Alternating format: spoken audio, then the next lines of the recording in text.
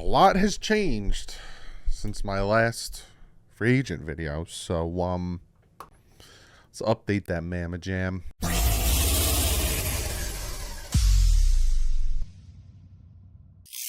What is up, Finn fans? So yeah, I made my, I think targeted or whatever free agent video, I think about a month ago. And tomorrow, the tampering period starts. Might be some videos coming out today or news coming out today of restructuring, re-signing, this, and that to get more cap space because we're at like 29 million. Probably try to get more in there if we could. Again, Emmanuel Ogbah, keep an ear out for him. And then trading Cedric Wilson Jr. and stuff like that. But I was like, you know what? Some guys have been franchise tagged. Some guys have been released. Some guys this, something like that. So we're going to look at an updated version of my free agency list. And some guys I'd like the Dolphins to target. And again, I'm not saying I want the Dolphins to go after every single person on this list. And I'm not giving you numbers or years on contract. Because I trust Brandon Shore and Chris Greer, especially with what they've done with their contracts and that year, that out and after the second, third year, and what they've been doing. So, I'm not saying any of that. I'll throw that in there. But real quick, before I jump into this video, I do want to shout out and say a huge thank you to Reason, Inside the NFL. I watched his video. For me, it's yesterday. Again, I'm recording this on Saturday, Friday. A lot of you guys enjoyed my hypocrisy video, which I'm very happy about. I'm going to do more videos like that, more comedic satire type videos that are revolved around the NFL. I'm going to do more of those because a lot of you guys liked them. But I would just really quickly want to shout out Reason. I was checking out his live stream about the 5th-year option, and he said some really nice things about me. He's my boy, and I really do appreciate that. I appreciate a lot of the Dolphin content creators. I know some of you guys have your favorites and this and that, but like TD, Reason, a lot of these guys, Finn's Tailgate, all of them I'm friends with. But Reason, I appreciate you, my man, with all the kind words. It means a lot to me. And I just want to say, all the content creators out there, and I've worked with a lot, CB83, my man Steven, Dolphins United. I haven't worked with him yet, but I want to. Again, TD, Inside the NFL, all of them. Chat Sports just broke 40K. Congrats to them. Chat Sports Dolphins. Congrats, all of them. Appreciate them all. It's fun. There's no competition for me.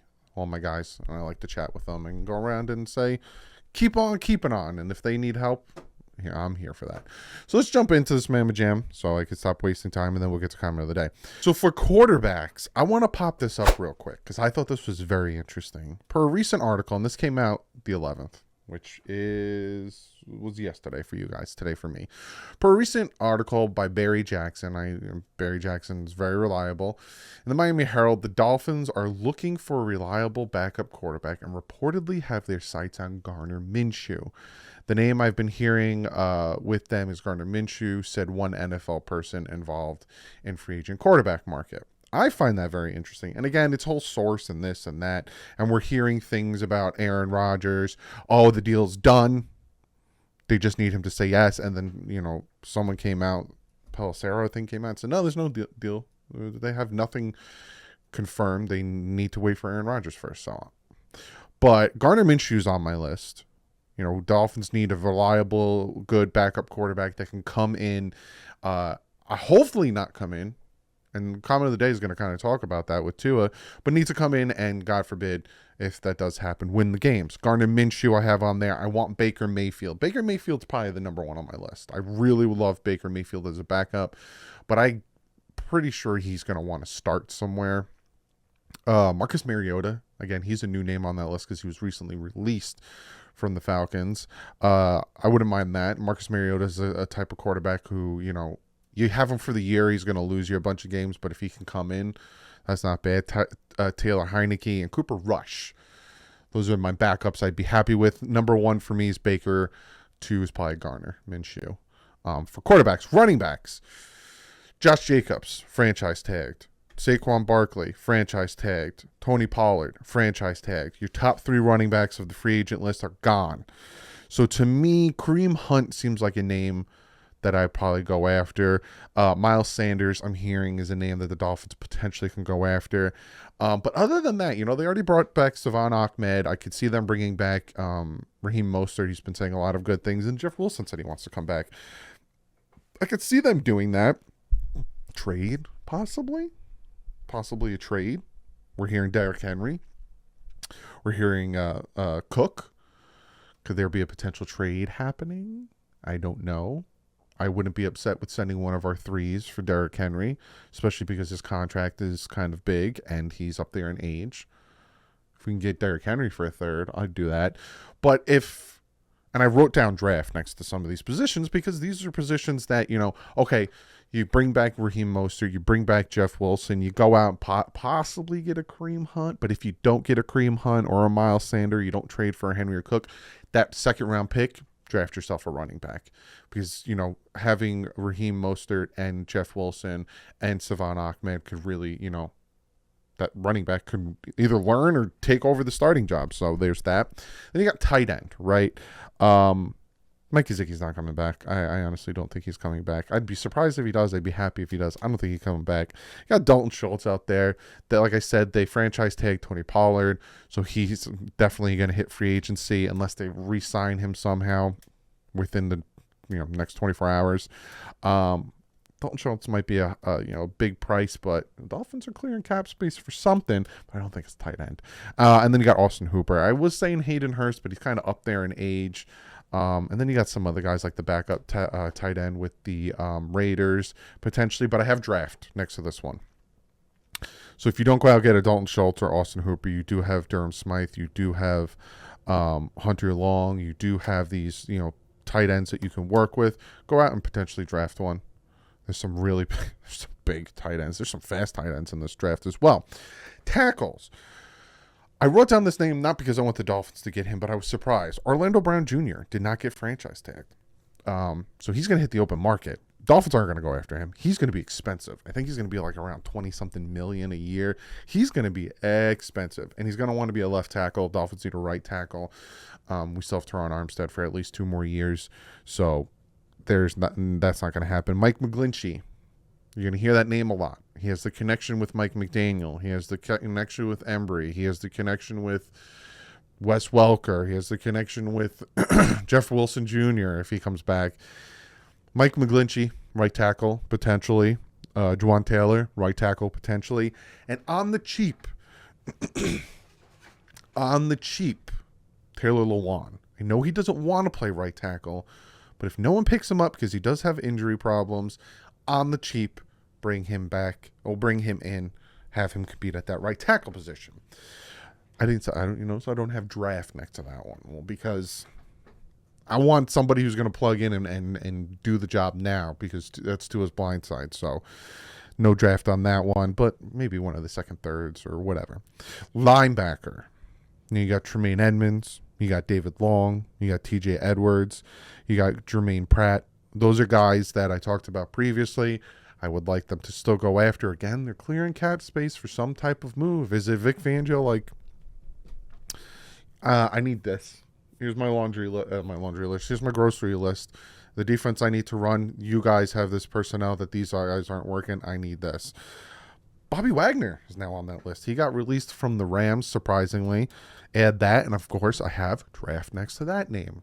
There's some really good linebackers in this draft, and if the Dolphins can get one in the second, if one starts to fall for whatever reason, the first round, a lot of guys started reaching for quarterbacks, wide receivers, tackles, and all of a sudden these linebackers start to fall to the Dolphins, trade up and get one of those linebackers. And I'll talk about that after. I think I'm going to start doing prospects next week, the 20th, after the first week of free agency. Then you got corners. I got 2 corners on here. Jamal Dean and Jonathan Jones. Jonathan Jones, is going to test free agency, but Jamal Dean will probably be my number 1. He's the number 1 corner out there. They could trade. They can go out and get Ramsey if they wanted to. They could trade and try to pick up another corner if they wanted to. I don't have draft. Now, my reasoning for not having draft next to it, then there's some good corners, right? So if the Dolphins did draft a corner, I'm not saying I'd be upset, but you have Cater Kohu, who's young. You have Trill Williams, who is young. You can bring back Nick Needham, which I hope they do, who is young. You have these young guys to build off of, right? And again, I'm not against using maybe a third to bring in a corner.